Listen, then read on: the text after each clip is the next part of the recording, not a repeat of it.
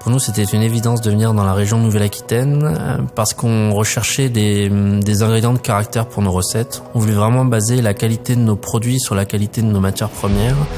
Donc, en cela, la région nous propose un panel assez exceptionnel de produits avec de nombreux labels qualité, de nombreuses AOC, des AOP, des labels rouges et également beaucoup de produits bio. On retrouve aussi des savoir-faire traditionnels qui nous ramènent un peu au slow food comme les haricots maïs dans le Béarn, le piment d'Espelette. On a vraiment énormément de fruits et légumes de très très grande qualité. On est très sensible dans notre démarche et je pense que c'est le cas de tous les transformateurs. On est très sensible à la matière première et on a conscience que la qualité de nos produits finis dépend essentiellement de la qualité des matières premières. On est une sorte de passeur et que sans matières premières de haute qualité, on ne pourrait pas faire des produits finis de qualité.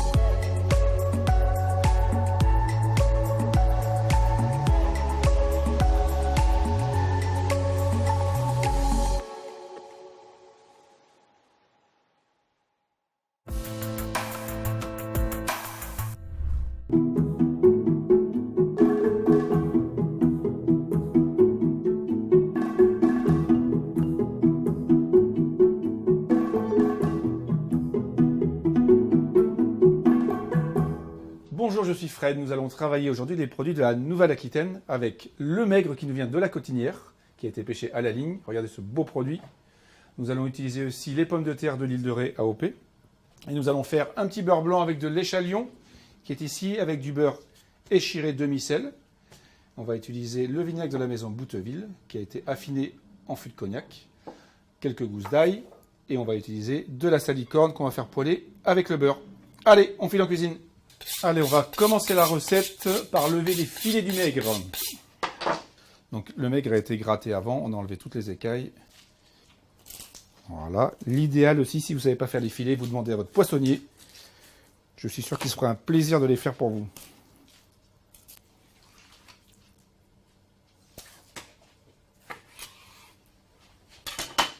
Donc une fois qu'on a levé le filet, on va le parer. enlever tous les excédents. Là, il y a un petit peu de gras, il y a des vaisseaux. On va enlever ces grosses arêtes. Maintenant, on va le quadriller et on va préparer la portion. Donc on fait attention qu'il n'y ait aucune écaille. Voilà. Et là, on va le quadriller légèrement, ce qui va nous permettre à la cuisson de faire passer la chaleur sans abîmer le poisson. On trouve souvent le maigre sur la côte atlantique, du côté de La Rochelle. Et on va couper une portion. On va prendre un joli morceau dans le cœur, là. Et on fait les portions idéales, c'est 200 grammes. Donc entre 180 et 200 grammes. On va le mettre de côté et on le cuira tout à l'heure. Et on continue la recette avec les pommes de terre de l'île de Ré qu'on va mettre à confire dans le four. Tac. Voilà. On va rajouter un petit peu d'huile d'olive. Et on va rajouter à l'intérieur de l'ail. On va mettre 4 gousses d'ail qu'on va légèrement écraser et taper. On laisse la peau dessus. On les met à l'intérieur. On va rajouter le sel. On mélange tout ça et on va passer ça au four 180 degrés à peu près 35-40 minutes. On continue la recette encore avec le beurre blanc. On va préparer la base avec les échalotes et le vinaigre qui nous vient des Charentes. Donc on va éplucher l'échalion. L'échalion, c'est un hybride entre un oignon et une échalote. Donc la technique pour ciseler, on va la couper en deux. On va la poser à plat et on va donner des coups de couteau dans la longueur. Mais on ne coupe pas complètement. On va laisser la valeur d'1 centimètre. Et là, on va donner des coups de couteau dans la longueur, dans la largeur. Couper dans ce sens-là pour faire des petits morceaux qui vont nous servir à faire le beurre blanc. Et on verra, il y aura deux solutions. Soit on passe le beurre blanc ou soit on laisse les échalotes. On va prendre nos échalions et on va rajouter le vinaigre. Le vinaigre de la maison Bouteville qui est affiné dans des fûts de cognac. Donc ça va donner un goût très sympathique. Et on va laisser ça à peu près 10 minutes. On va réduire, en fait, il faut que tout le vinaigre disparaisse, que ça soit une réduction, ce qu'on appelle, nous, presque à sec. Donc ça va être environ 10 minutes. Alors, nos pommes de terre sont en train de cuire, le beurre blanc est en train de réduire tout doucement.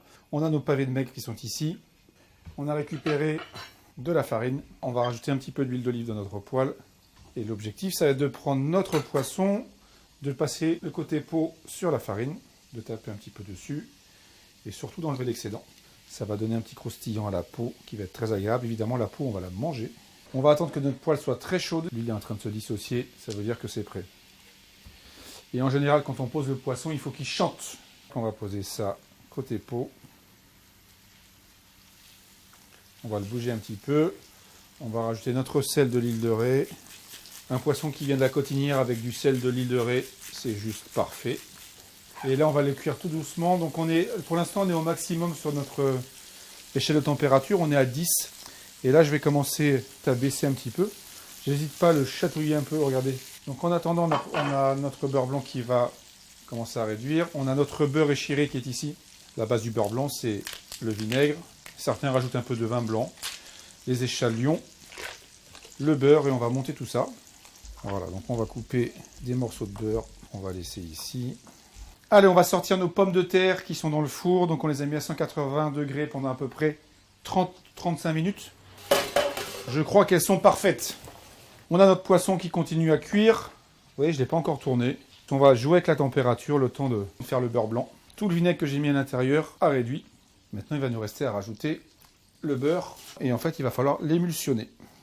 On va prendre des petits morceaux qu'on va poser à l'intérieur. Pareil, au niveau de la température, il ne faut pas que ce soit trop fort. Et on mélange le beurre. On va simplement l'émulsionner et on rajoute les petits morceaux petit à petit. On va rajouter un petit peu de sel.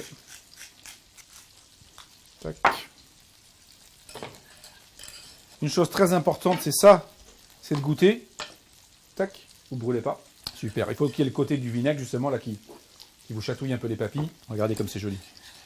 Donc là, le poisson, la peau commence à être caramélisée. On va vérifier justement. On voit un petit peu. Donc on va augmenter un petit peu. On va rajouter les salicornes. Et pour cuire les salicornes, en fait, on va les faire revenir. Alors le principe, c'est comme un peu des haricots verts dans la technique de cuisson. On va simplement les mettre dans la poêle avec le poisson. Et à l'intérieur de cette poêle, je vais écraser pareil 2 gousses d'ail. Et on va rajouter les salicornes autour. Voilà, on fait revenir tout ça. Une fois que le poisson, il va nous rester 5 minutes de cuisson. Donc on va le tourner. tac. Voilà. Et on laisse à côté les salicornes. On va préparer nos pommes de terre. Donc soit on les laisse entières, soit on les coupe. Maintenant on va préparer notre assiette pour le dressage. Donc on a pris nos pommes de terre qui sont confites. On va récupérer le poisson qu'on va poser dessus. On peut mettre une petite gousse dessus. Et on va récupérer les salicornes. Même chose, on va donner un peu de couleur au plat. Alors on ne cache pas le poisson, mais on en met un petit peu autour. Il va nous rester le beurre blanc.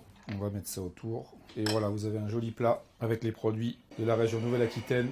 C'est simple et c'est très bon. Bon appétit!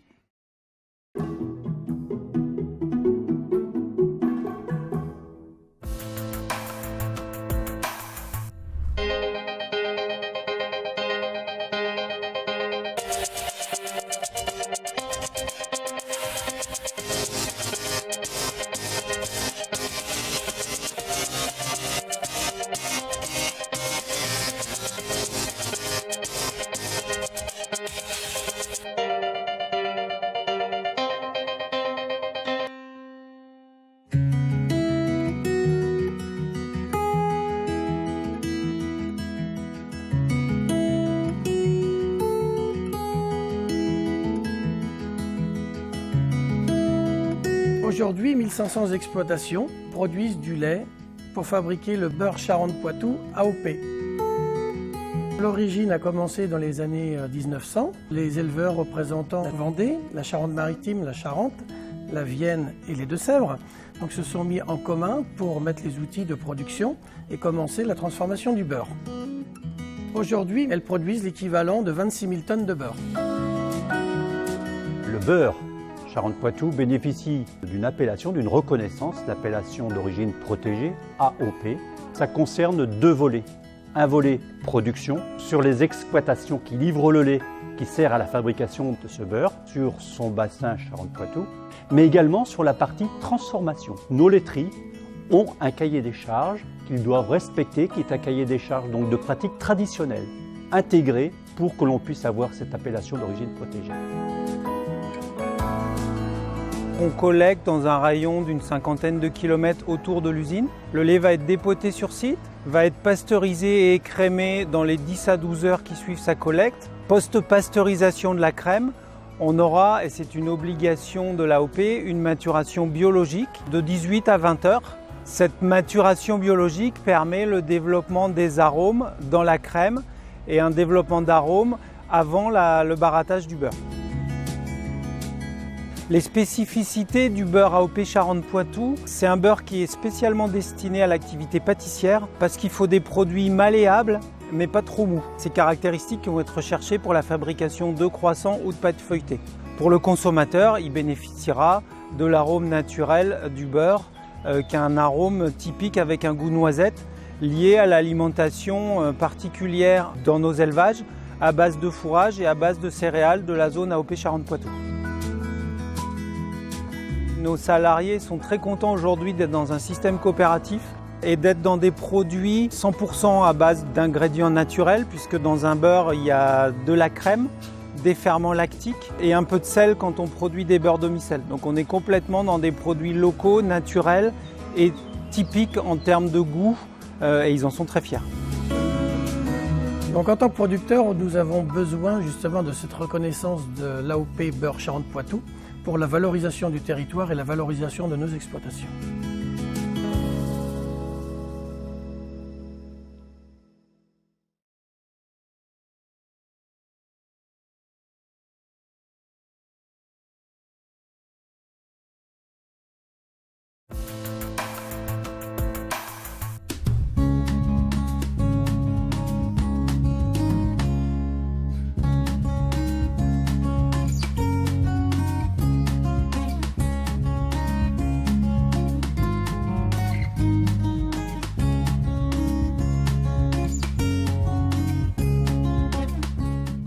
C'est vrai que c'est un très joli produit, il est brillant, il sent bon, il est iodé. Voilà, ça donne envie de le travailler. Très beau produit, frais, beau, bien travaillé. Vraiment, ça fait plaisir de voir des produits comme ça parce que c'est vraiment quand même quelque chose d'exceptionnel. Ferme, fin, sans ce côté caoutchouteux. D'où le fait qu'on avait vraiment un très joli produit. Moi j'ai eu un poisson, là je l'ai juste snacké, je l'ai cotisé un tout petit peu, donc fait inciser légèrement au couteau pour que la chaleur rentre dedans, mais garde en même temps ce produit. Et puis bon, j'ai bien aimé la dégustation, ce côté iodé très très fin. Alors j'ai fait un blanc de sèche avec une sauce vierge au citron confit, et j'ai accompagné ça d'une purée de potimarron et piquillos, juste passé à la planche. Là, j'ai fait un petit mélange de radis, d'échalotes, de capres, de petits citrons, de la peau du citron confit au sel, de la coriandre fraîche, de la ciboulette que j'ai mis à macérer, tout ça avec un tout petit peu de jus de citron, fleur de sel, piment d'Espelette pour basquiser un peu l'ensemble, et une superbe huile d'olive. Gros coup de cœur quand je l'ai vu. Parce que moi j'adore ce produit, la sèche, les chipiranges, c'est des produits que j'affectionne beaucoup. Quand je l'ai vu brillant, magnifique, l'odeur à peine iodée, juste ce qu'il fallait, c'était juste incroyable.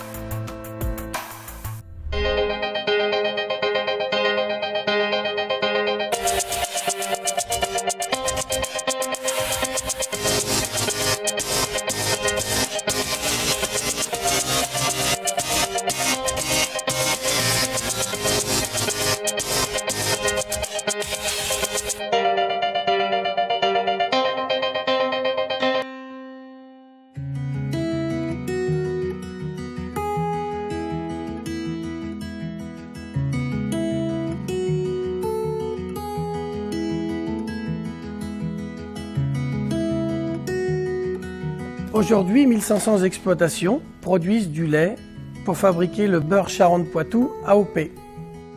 Elles produisent l'équivalent de 26 000 tonnes de beurre. C'est une ferme familiale. Notre père était producteur auparavant. Nous, on a continué et il nous a transmis cette passion. Nos animaux sont nourris simplement avec les produits de l'exploitation, avec des aliments naturels. Le tout, c'est qu'elles soient le plus heureuses possible. Je suis content de vivre de ce métier-là, de permettre la fabrication d'un produit de qualité qui permet aux gens de déguster des bons plats, des bons produits. Le beurre Charentes-Poitou AOP est fabriqué par 5 laiteries. Donc le beurre Surgères-Lescure, le beurre de Montaigu, le beurre Grand Fermage et la Conviette, le beurre Sèvres-et-Belle et Échiré et le beurre de Pamply. Ces marques sont commercialisées bien sûr auprès des boulangers-pâtissiers, auprès des consommateurs, et sont appréciées également des restaurateurs de la gastronomie française.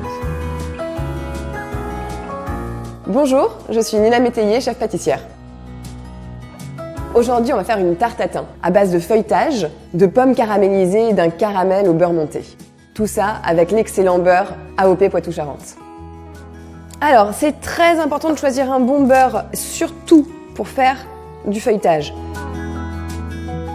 C'est un beurre qu'on va travailler, c'est un beurre qu'on va venir incorporer à la pâte. Il faut qu'il se tienne bien et surtout le goût est très important, c'est vraiment la base du feuilletage. Et là, je vais venir détailler les ronds de feuilletage et ça ensuite on va le mettre au four.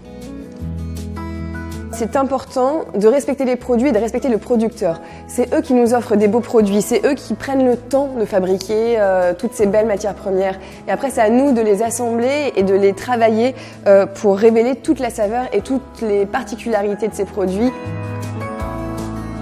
Le beurre est un ingrédient qui vient au service des autres ingrédients. Il va venir arrondir, sublimer, il va venir récupérer toutes les saveurs des ingrédients pour en développer encore plus leur goût. Alors là, on a réalisé notre pâte feuilletée. Ensuite, on a coupé nos pommes, on les a cuits dans le caramel et là, on va venir réaliser un caramel onctueux monté au beurre. Je vais rajouter de la fleur de sel. Le feuilletage est sorti du four. Il est beau, il est comme on voulait. Je vais venir déposer mon feuilletage au centre de l'assiette. Ma rosace de pommes. Et là, je vais venir garnir du caramel monté au beurre onctueux. On va finir par une jolie quenelle de glace à la crème fraîche et une fine tuile aux graines de lin. Et voici la fleur tatin. Bonne dégustation!